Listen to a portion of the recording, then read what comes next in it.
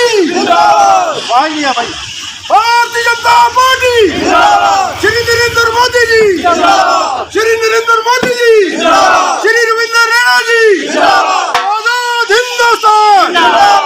आजाद हिंदुस्तान जिंदाबाद। हिंदू मुस्लिम सिख जिंदाबाद। हिंदू मुस्लिम सिख जिंदाबाद। जिंदाबाद जिंदाबाद जिंदाबाद जिंदाबाद जिंदाबाद जिंदाबाद भारतीय जनता पार्टी जिंदाबाद। जिंदाबाद।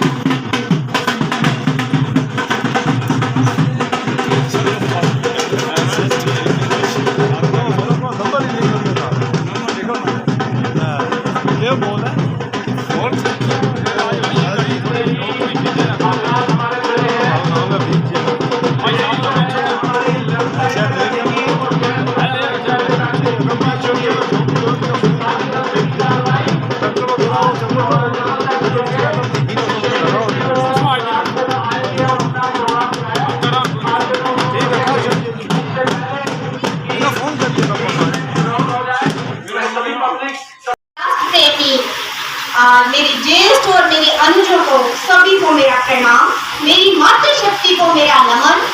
और मंच पर विराजमान जो हमारे मेहमान हैं पवन शर्मा जी, कर्म योगी जो जब से आए हैं कर्म में लगे हुए हैं, कर्म किए जा रहे हैं, तो उनको भी मेरा नमस्कार। और यहाँ पर मंच पर विराजमान सभी को मेरा नमस्कार। जैसा कि हम सब जानते हैं, भारतीय जनता पार्टी जो सिर्फ एक पार्टी नहीं है, जो एक विचारधारा है, एक आंदोलन है, विचारधारा जिसके प्राण है, जिसके सिद्धांतों में निष्ठा है और जो महाभारती की प्राचीन संस्कृति को परम वैभव की ओर ले जाने के लिए संकल्पबद्ध है, वो है भारतीय जनता पार्टी। जो सिर्फ सत्ता की हालत नहीं रखती, जो देश को परम वैभव की ओर ले जाने के लिए अग्रसर है, वो है भारतीय जनता पार्टी। अरे वो भारतीय जनता पार्टी है जो सिर्फ और सिर्फ कर्म में ध्यान रखती है, कर्म करने में ही रखती है, देश को परम वैभव की ओर ले जाने में संकल्पबद्ध है। कर्म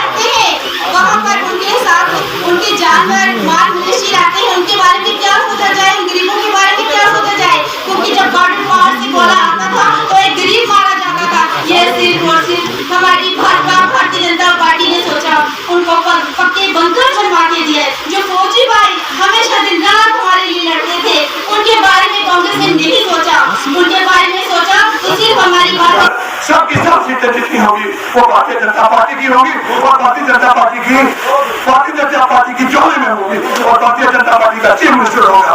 मैं ये कहूँगा क्या है, मैं ये कहूँ खुद ये कहो कि यहाँ के लोग किसी लीडर के साथ हैं, यहाँ के लोग जो है वो व्यक्ति के साथ हैं। 70 साल से अगर आप यहाँ पे पार्टी और एसटी के जो लोग हैं वो आपस में दोनों भाई भाई हैं, आपस में भाई भाई हैं।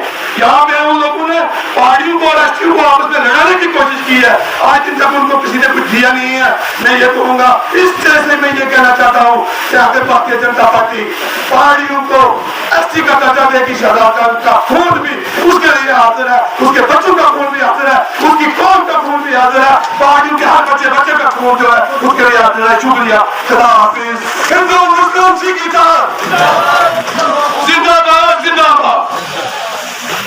उसके बाद हमारे डिस्ट्रिक्ट के प्रेसिडेंट मोहम्मद चिश्ती साहब और मंच में तमाम बैठे हुए मेरे जितने भी सीनियर लीडर या और मंडल प्रधान और मेरे आगे मेरी बहनें और मेरे भाई जो यहाँ पर आए हुए हैं, सबको नमस्कार, सत श्री अकाल और अस्सलाम वालेकुम। मेरे भाइयों, ये प्रोग्राम जो है 30 मई से लेके 14 जुलाई तक, कल तक चलेगा, 14 जून तक चलेगा, कल तक जो चलेगा और एक दिन इसका रह गया है।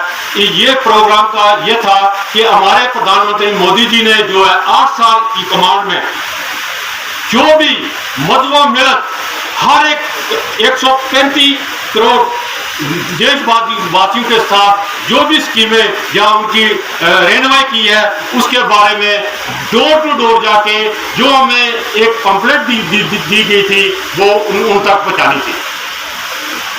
उसके बाद मेरे भाइयों, अपने प्रधानमंत्री मोदी जी ने ये 8 साल में जो काम किए इसमें कुछ जरूरी सी बातें मैं जो बताना चाहता हूँ, जो हमारे हम जो भूल चुके हैं, जो पहले जो उन्होंने 2014 में की थी। सबसे पहले एक तो हेल्थ सेक्टर में जैसे 2 एम्स दिए, एक श्रीनगर में और एक जम्मू में दिया था, और मेडिकल कॉलेज दिए, 7 मेडिकल कॉलेज दिए हमारे जम्मू कश्मीर यूटी को, और जो गोल्डन कार्ड दिए हर परिवार के हर सदस्य के लिए, हर व्यक्ति के लिए 5 लाख का वो इलाज करा सकता है, जो कि 10 साल तक उसका इलाज होता है। एक व्यक्ति को 5 लाख का वो हर साल में करा सकता है, उसके किसान अकाउंट में जाता है। इसी मुनासबत से मैं सभी के नाम न लेकर रियासती सदर, जिला सदर, ख्वातीन और हज़रात को वेलकम करता हूं। आज मेरे सुनने में आया कि आज का प्रोग्राम भारतीय जनता पार्टी के 8 साल के कार्यकाल में होने वाले कामों को, तरक्याती मंसूबों को उजागर करने के लिए एक कोशिश की जा रही है। गुस्ताखी माफ हो, मेरे ख्याल में ये नाम देने से पहले इस पर सोचा काम गया है, वरना ये नाम देने की जरूरत नहीं थी। ये मुझे ऐसा ही लगता है कि जैसे सूरज को चिराग दिखाना, क्योंकि भारतीय जनता पार्टी के 8 साल के अंदर तामीराती, तरक्याती इतने काम जमीन पर हुए हैं, अगर उनको गिनाया जाए तो उसके लिए घंटों चाहिए।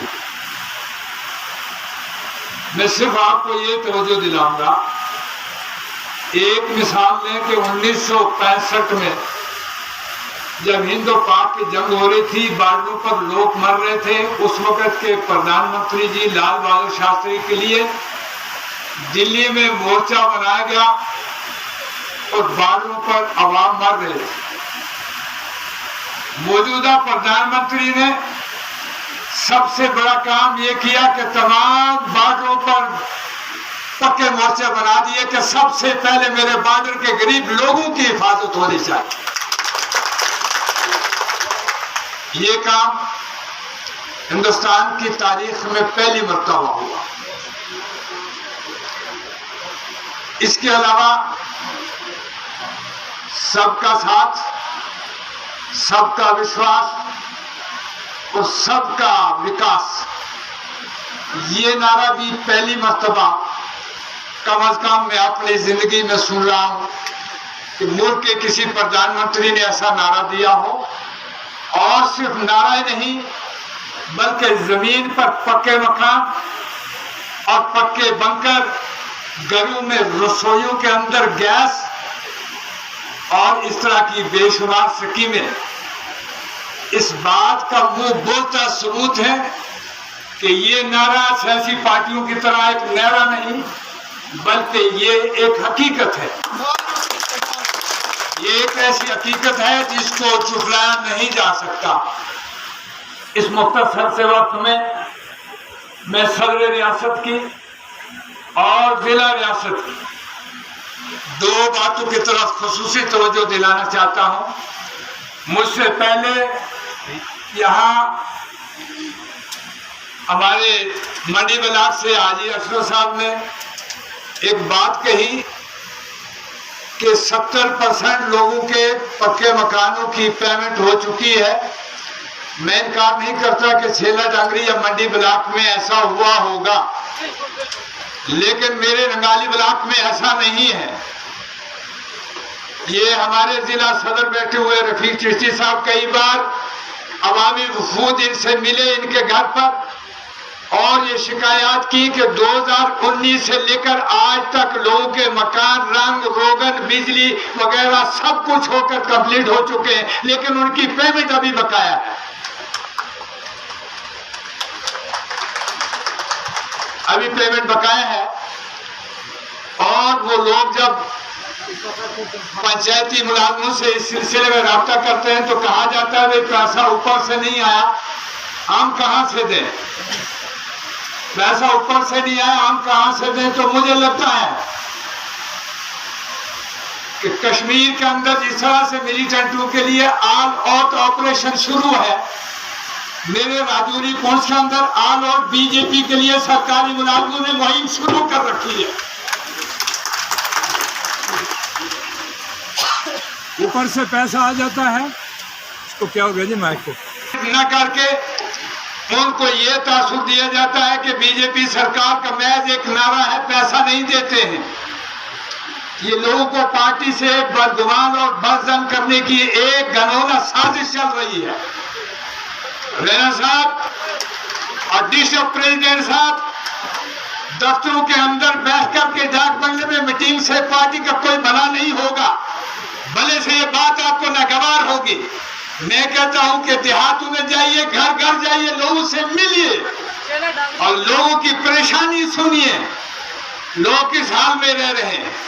बेशक प्रधानमंत्री बीजेपी सरकार ने बाथरूम भी दिए, बंकर भी दिए, पक्के मकान भी दिए, लेकिन अभी तक लोगों की पेमेंट नहीं हुई है। और मुझे ये कहने में कोई संकोच नहीं, किसी का कोई डर नहीं कि मुझे लगता है कि गवर्नमेंट के मुलाजिम गवर्नमेंट की जड़ों में तेल डालने के लिए दिन रात काम कर रहे हैं। और ऐसे मुलाजिमीन की भी मेरे पास लिस्ट है कि जो गवर्नमेंट से तनख्वाह लेकर के पूरा दिन ड्यूटी पर न जाकर के गुप्तकार अलायंस की तबलीग करते हैं और बीजेपी को कमजोर दिखाने की कोशिश करते हैं। मैं गुप्ता साहब और चिश्ती साहब की आज की इस मीटिंग के हवाले से ये कह देना चाहता हूं कि सबसे पहला काम आपका ये होगा, अगर आप पार्टी के लिए मुखलिस हैं, ऐसे गंदे अनासर की निशानदेही करें, स्क्रीनिंग करें और उनको बिहार और बंगाल और आसाम की बाजू पर भेजें। अगर ये ड्यूटी उनको आसाम में भेजे, बिहार में भेजे, बंगाल में भेजे, और गंदे अनासर की यहां कोई जरूरत नहीं है। जो गवर्नमेंट के खजाने से तनख्वाह लेकर के गवर्नमेंट को बदनाम करते हैं, गुप्तकार अलायंस की तबलीग करते हैं, ड्यूटियों पर नहीं जाते। ये एक गैर स्कीम चल रही है, इस पर नजर रखने की जरूरत है। दूसरी बात ये, मेरा इस्लाम जिस मजहब को मैं मानता हूं मुझे मजबूर करता है इस बात के लिए,